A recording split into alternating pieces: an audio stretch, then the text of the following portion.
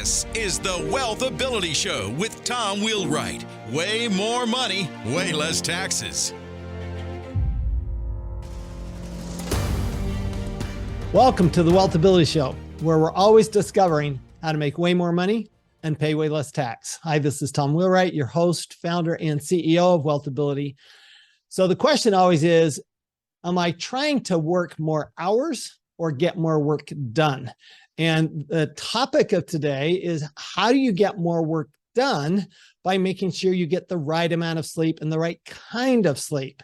And we have the expert on the subject, the sleep doctor himself, is in the house, Dr. Michael Breus. Dr. Breus, so good to have you with us. Thank you for joining us. Oh, Tom, thanks for having me here. I'm excited to answer questions and talk about how to actually make more money by getting better sleep. I like it. So, it's one of the things I remember, for example, a few years ago, I had a buddy who was about 15 years older than me, and we'd meet at the gym, and I say, how do you take time out of your busy day for the gym? He says, I don't see it as a time out of my day, because I see it's extending my life, and I actually get more done when I work out than if I just worked more. So, just to give us an overview, how does sleep play into being more effective when you're actually working rather than just working longer?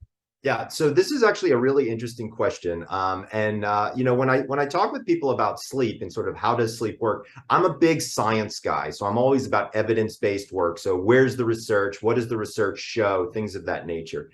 Interestingly enough, sleep in the workplace is something that has been studied quite a bit. And we've got some really good data on it. So as an example, the big thing we always try to avoid is sleep deprivation, right? So let's define, what does sleep deprivation mean? Because to be honest with you, it's different for different people. So as an example, I go to bed around midnight. I wake up without an alarm around 6:30 every single day. So I get about 6.5 hours of sleep. My wife goes to bed around 11. She wakes up around 7:30. She gets about 8.5 hours of sleep. I'm not sleep deprived.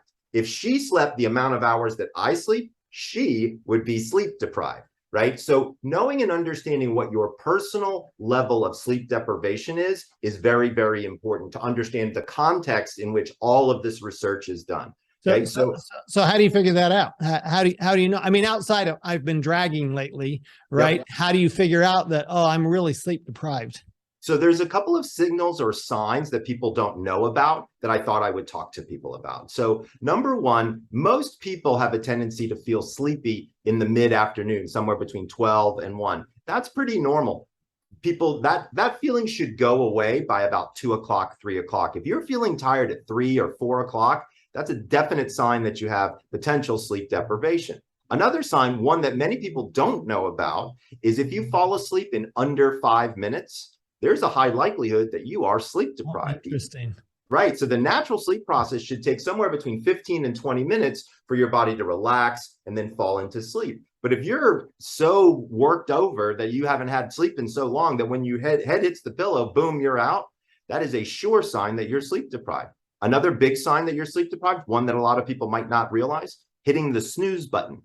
Okay. If you're getting the right amount of sleep and you're feeling good when you wake up, you don't even think about this snooze button. I would argue in many cases, you don't even turn on your alarm. So for people who require an alarm and hit the snooze button anytime more than one time, there's a pretty decent sign that you're sleep deprived. Make sense? Yeah. So let me ask you about that. So you talk about setting the alarm. So I am an anti-alarm person. So how important is it to, like you say, you get up, you know when you're going to get up, you know when you're going to go to bed, you know when you're going to get up, and you know how much sleep, because you've done this for, I mean, this is your expertise, obviously. But when people are constantly setting their alarm, what does that tell you? So here's one of the things that it tells me is there's an idea out there that I've written about called chronotypes. So this idea, and you may not have heard the term, but you've actually heard of the concept. If anybody's ever been called an early bird or a night owl, right? Turns out that inside of our genes, it actually tells us exactly when we are supposed to sleep. And it's all based on genetics. 99% of people have no idea about this, by the way.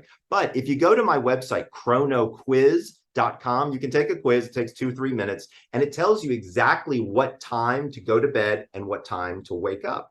So I've done the science, I've done the hard work for you in most of the cases. So going to take the quiz can be very beneficial. But let's say you don't want to do that and you just want to have a general guideline. Here's what I tell people. The average sleep cycle is 90 minutes long.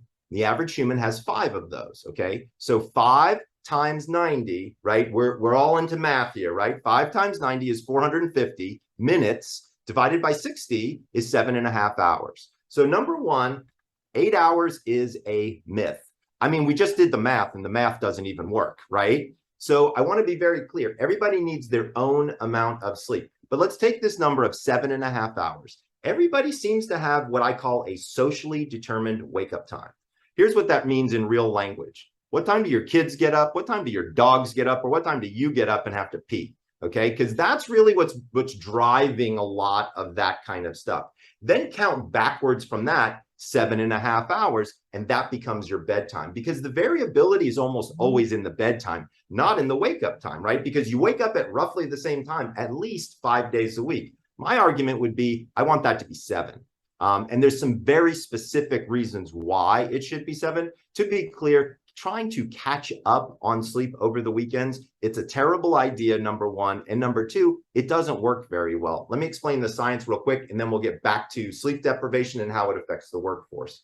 The reason that we get up at the same time every day, including the weekends, is twofold. When we wake up and our eyes open up in the morning, there's some cells in your eye called melanopsin cells. When light hits that cell, it tells your brain to turn off the melatonin faucet in your head. Remember, guys, melatonin is kind of that key that starts the engine for sleep. So we want to make sure that that gets turned off in the morning. Otherwise, we feel groggy and kind of floaty in our heads, right? There's a second thing that goes on that's even more important, is our brain sets a timer for approximately 14 hours later. Here's the trick that nobody knows. Your brain cannot tell time. This is a very strange concept, but let me explain. If you're waking up at 6 a.m. every day, 14 hours later, your brain kicks in melatonin at 8 p.m. But if you're waking up at 6 and then you wake up at 9, your brain doesn't know to kick off at 8. It just knows 14 hours later, which means your melatonin isn't kicking off until 11, which means you're probably not falling asleep until midnight, right? You do that for a couple of nights in a row, you've shifted your circadian rhythm. This is why Mondays suck. Okay, because we stay up late on Friday night, sleep in on Saturday, stay up late on Saturday, sleep in on Sunday. What does your body want to do by Monday? All it wants to do is sleep in. That would also explain jet lag to some extent, right? because now you're traveling. I've always, so I learned many years ago, because like you, I travel a lot around the world speaking. And what I found is that it didn't matter when I went to bed. I knew I had to wake up at the same time, no matter where I was. So if I'm in London and I would normally wake up at 6 o'clock in the morning in Phoenix, I need to still wake up at 6 o'clock in the morning in London, which means I need to readjust that time frame, right? Exactly. Does that make sense? It does. And so there's actually an app that will help people do that. And full disclosure, I helped develop it and I'm a part owner in the app. It's called Time Shifter. TIMESHIFTER. So what we do is we look at where you are, where you're going, and your chronotype, and we give you a jet lag plan so that when you land, you arrive on the time of your destination. Now, it takes 2 days for this to get into effect. So I want to be clear, when you download Time Shifter, you have to start working on yourself 2 days before you leave. However, once you do that, you literally land on the time that you need. So I've done this to Beijing, I've done this to Portugal, I've done this to Spain, I've done this to Paris, to London. So, and it works like a charm. The stricter you are, the better off you are. But let's get back to the whole idea of sleep deprivation for just a moment.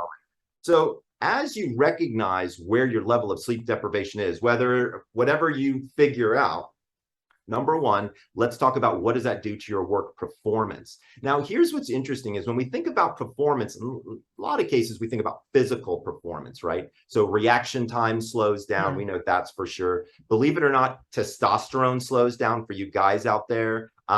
We've now seen that if you lose approximately an hour of sleep each night, at the end of 10 days, your testosterone is equal to that of somebody that's 10 years older than you.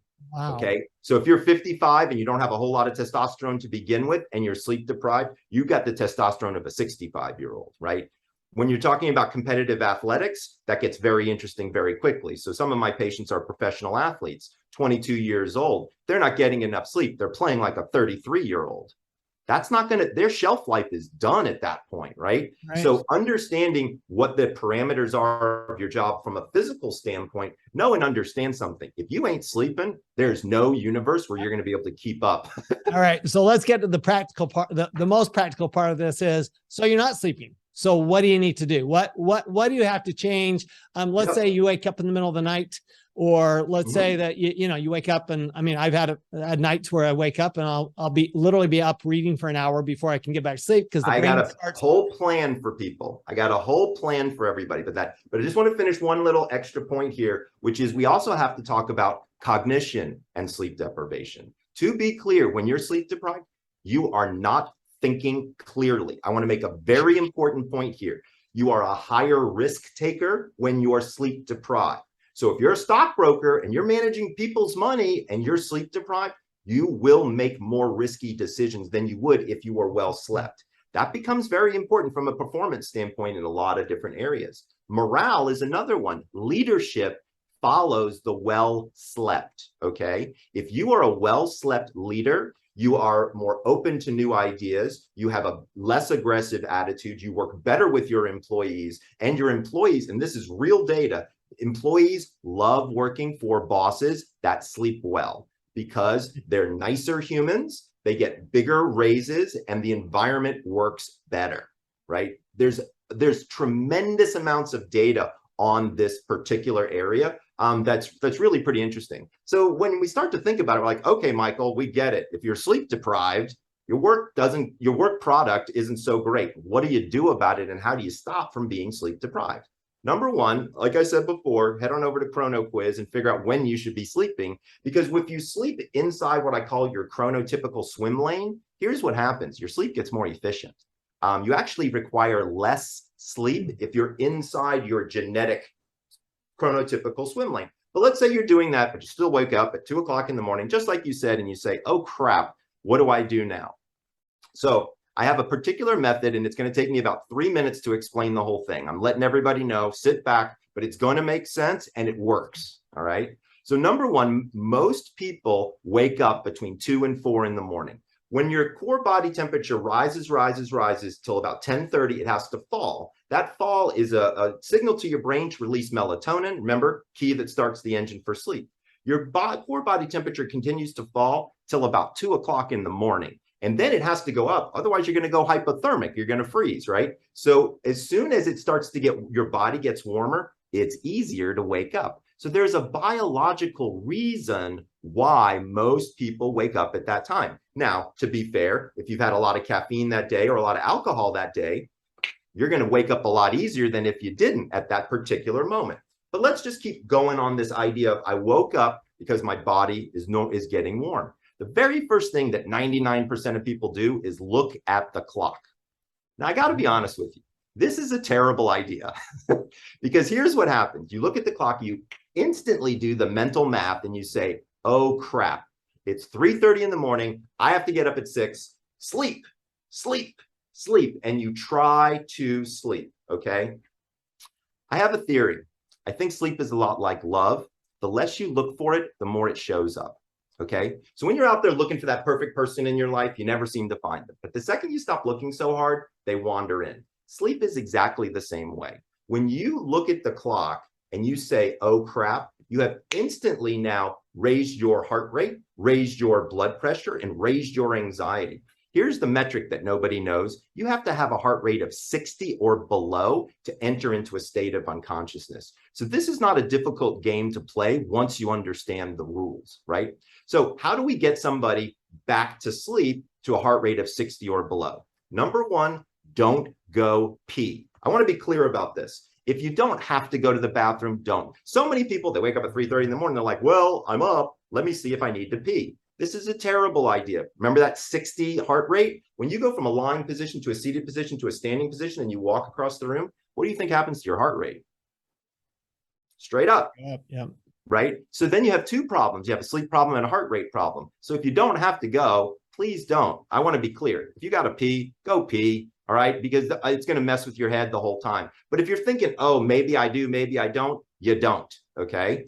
Lie there and relax. There's now data on something called non-sleep deep rest. This is very interesting. So you're not actually asleep, but you're lying in a dark room, quiet, not moving, okay? Turns out that's rejuvenative. To be fair, it's not like sleep. But if you did an hour of that, it's like 20 minutes of sleep. So for a lot of people who are sitting there saying, oh, crap, I'm never going to fall back asleep. It's 3 o'clock in the morning. Relax, okay? While you're just lying there, you're actually helping yourself out. So even if you don't fall back asleep the whole morning and you lie there for 3 hours, you're getting about an hour's worth of sleep, okay? Now comes the part where how do I reduce my heart rate? 4-7-8 breathing. This is a technique that was developed by Dr. Andrew Weil for the Navy SEALs. So if you're a Navy sniper, you know that if your heart rate is above 60, you can actually change the trajectory of the bullet, okay? So what they have to do is they have to lower their heart rate below 60 and fire between heartbeats rather. But they get them to below 60, and 60 is our magic number. So we're going to use their technique to our advantage. So the technique is quite simple. You breathe in for a count of 4, you hold for a count of 7, and you push out for a count of 8. I want to be clear, this is not a hard push. This is a soft, easy in and out. But what it does is it dumps all the excess carbon dioxide out of your system, allows for fresh oxygen to come in, and your heart needs to do less work, which therefore lowers your heart rate. 7 to 8 cycles of this, your heart rate is below 60. You're calm and relaxed, knowing that even if I don't fall asleep, I'm here and my body is getting some form of rejuvenation. And then the natural sleep process has the tendency to take over. Make sense? It does. Do you find that also helps? Because, you know, a lot of us, you wake up in the middle of the night, your brain, you woke up because your brain's busy, right? I mean, that's part of why you woke up. To be honest with you, that's not accurate. Good. Well, So the reason that we're breaking the myths here of sleep. We are. So here's the thing about stress and stress before bed. Once you're unconscious, it's very unlikely that stress is what's waking you up unless it's a nightmare. Now, if you wake up and your heart is beating 1,000,000 miles an hour, which is different than what we've been discussing. We've just been discussing the casual wake up at 2:30, oh shit, I'm awake type of thing. But if you wake up and your heart's racing and there's something going on, like you're thinking about the dream, that's a whole different scenario. But generally speaking, the main reason why people wake up is biology, number one, and what else did they do to their body ahead of time? A lot of people kind of use sleep as the shock absorber of their day, meaning that they don't really care what's going on. If they've got a lot of stress, maybe they stay up later, maybe they go to bed earlier. It's quite variable in there. The consistency is what turns out to really help people out a tremendous amount. And again, that has a lot to do with wake up time. But waking up in the middle of the night due to 100% stress, it's highly, highly unlikely. More likely that somebody drank alcohol or had caffeine before at some point in time during the day, which has put them into a lighter stage of sleep. And now it's difficult to get back because your brain can't get into the depth of sleep any longer because of the caffeine that's still on board. Many people don't realize it. Caffeine has a half-life, meaning 50% is still in your system for 6 to 8 hours. Oh, wow. Right? So if you stop drinking caffeine at 2, 8 hours later, which is 10, which is when most people go to bed, 50% of that caffeine is still rumbling around inside your head, right? And so that's going to have a big effect on not just your ability to fall asleep, but specifically your ability to maintain sleep. A lot of people fall asleep because they're just so damn exhausted, right? But then all of a sudden the caffeine's still wandering around. So they stay in this light stage of sleep. Then their biology moves to make them a little bit warmer, and then they're done, right? And so if you can go decaf, I highly recommend it. Me personally, I like to have a cup of coffee almost every morning. So that's what I do. I have it about 90 minutes after I wake up, and that's the only one that I have throughout the day. And that really will work much better for people as a general rule. Now, let's say you can't turn off your brain in the middle of the night. You've done your 4-7-8 breathing, and Michael, this shit just isn't working, right? Here's what you do. Count backwards from 300 by threes. This is mathematically so complicated, you can think of nothing else, and it's so doggone boring, you're out like a light. It really works. People laugh at it, but if you try it tonight, you will be surprised because it's very difficult to figure through a pattern there. And so you end up just really doing the math, and you can't think of anything else, and math is boring. And boom, you're done. The other thing you can do is a technique called cognitive shuffling. This is it's like a word game that you play to avoid anxious thoughts. So you start with the letter A, beginning of the alphabet is apple, then the next letter B is banana, and you try to do fruits for 26 letters or whatever. All you're doing here at this point is doing a boring type of memorial retrieval, which should slow you down quite a bit. The other big thing that I talk about with people who wake up in the middle of the night and can't fall back asleep is heat.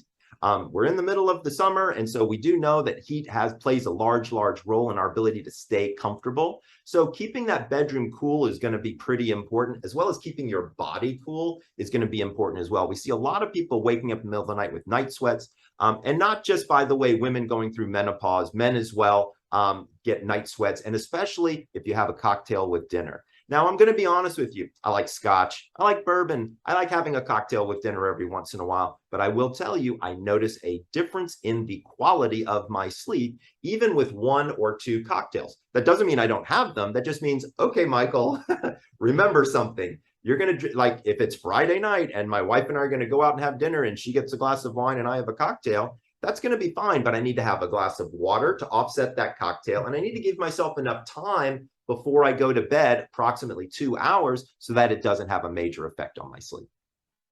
That's really interesting, because I find, white wine will keep me up at night for sure, right? Mm-hmm. And but the French, they drink wine for lunch. And their wine is very different than our wine. It is. It's not nearly so much alcohol in it. Right. In France, you can share a bottle of wine and you're fine. You can't fine. do that. You can't do that here. No, not at all. So yeah, so it's really about being thoughtful about things throughout the daytime to be able to sleep better at night. The other thing that I think a lot of people don't really think through as an idea is this is another reason for daily exercise. Now, I want to be clear about something. You don't have to run a marathon. You don't have to exercise for an hour. I'm talking 20 minutes of cardio. Go for a walk. Go with your dog. I don't care. But doing consistent exercise daily, the data is tremendous that it helps over the course of your lifetime with sleep. It will help your sleep immediately, but just being a daily exerciser, here's the thing. Sleep is recovery. You got to have something to recover from. So moving that body around turns out to be a very important aspect. And then the other big one that I want to kind of double tap on real quickly is hydration. So many people don't understand how to hydrate and get hydrated. So number one, sleep in and of itself is a dehydrative event. We lose almost a full liter of water every single night from just the humidity in our breath, not even the sweat and oils that come from our skin, mind you. So when people wake up in the morning, a lot of them drink coffee as their very first liquid of the day. Remember, guys, coffee is a diuretic. It makes you pee. Nothing could be worse for your system than coffee first thing in the morning. Water is what you need. I tell people all the time, when you wake up, within 10 minutes of waking up, you need to drink 15 ounces of water, period. Now, I want to be clear. I didn't say 30 ounces. I didn't say 45 ounces. A lot of people overhydrate in the morning. 15 to 18 ounces is exactly what your body kind of needs. Let it soak in. Then if you want to go do your workout or meditation or whatever it is you're doing, you will have enough hydration in your system, then hydrate throughout the day. Now, here's the other big thing that a lot of people do is they say, well, Michael, I forgot to drink enough water today. So it's 8 o'clock at night. I'm going to drink 3 glasses. This is a terrible idea, okay? Because you're going to wake up and pee. I can assure you. Right now, I don't want you restricting fluids per se, especially if you have diabetes. This is something you would want to talk about with your doctor, but you probably don't need to be drinking a whole lot within 90 minutes of bedtime. And make sure that you go to the bathroom before you go to bed as well. A lot of people don't think about it. They're kind of like nodding off on the couch, watching TV. They stumble into their closet, they pull off their clothes, throw on a t-shirt, boxers, maybe brush their teeth, and then they fall into bed. Really kind of thinking through what's going on with your body at that time can be very valuable. I tell people all the time, you need runway to land the plane, right? And so give yourself some time to move into that sleep universe and sleep environment. It will serve you well, and I promise you, it'll help you in your job. Well, Dr. Michael Breus, this has been amazing, a lot of fun, and lots of practical stuff. So remember, watch this over and over, listen to it over and over, because these are very practical tips. So for more information about what you do and how to not be sleep deprived, how to get that good night's sleep and the right amount of sleep, where would we go? So head on over to thesleepdoctor.com. We've got a tremendous amount of information over there. Also, one of the things, this is interesting too, Tom. The number one question that I get asked is, what bed should I buy? So we've done a tremendous number of mattress reviews for people, so you can really kind of know and understand like what's out there, because they all look like fuzzy rectangles to me. And so you got to get in there and put some science on it and kind of figure it out. So if you do, head on over to Sleep Doctor or check me out on social. The handle is The Sleep Doctor on Facebook, on TikTok, on all the other different ones. I don't know them all anymore. Awesome. So again, Dr. Michael Breus, the Sleep Doctor. And just remember that when we get the right amount of sleep, when we get enough sleep, we're not sleep deprived. We're going to perform better. We're going to make way more money, and we're going to pay way less tax. We'll see you next time. You've been listening to the WealthAbility Show with Tom Wheelwright. Way more money, way less taxes. To learn more, go to wealthability.com.